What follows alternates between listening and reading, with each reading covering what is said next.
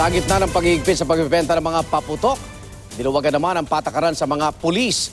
Di na seselyo ang mga baril nila sa pagsalubong ng bagong taon. Kung bakit, alamin sa report ng saksing si Marisol Abduraman.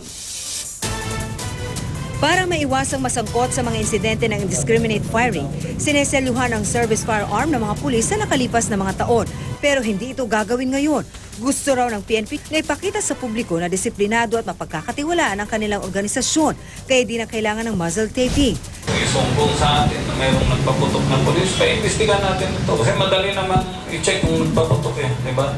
Yung presence of gunpowder doon sa baril niya. Sa Divisoria, tila na disiplina na ang mga nagtitinda ng paputok. Sa pag-ikot namin kaninang pasado alas 4 ng hapon, wala kami napansin masyadong nagbebenta. Pero sabi ng ilang nakausap naming tendera, mataas pa rin daw ang demand sa mga illegal na paputok. Marami naghanap ng piccolo pero wala silang nabibili.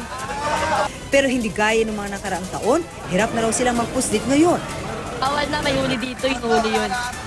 Sa tala noong 2015, 932 ang bilang ng mga firecracker-related injuries sa bansa. Mas mataas sa naitala noong 2014. Taon-taon, pinakamaraming biktima ang mga bata. Ang numero unong salarin, piccolo. Ang crackdown talaga piccolo kasi it's the one that caused the most injuries for 5 consecutive years now. Kung ang DOH lang daw ang masusunod, dapat ipagbawal na ang lahat ng uri ng paputok. Pero dahil sa kawalan ng batas para sa total ban nito, mas mainam daw kung magkakaroon ng firecracker zone sa mga lugar. It will not prevent injuries. It will prevent yung passive. Yung may itsahang pang.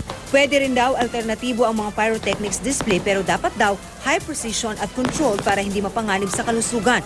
Pero pinakaligtas pa rin daw ang mga alternatibong pampaingay gaya ng korotot, tambol o gamit sa bahay na pwedeng pampaingay.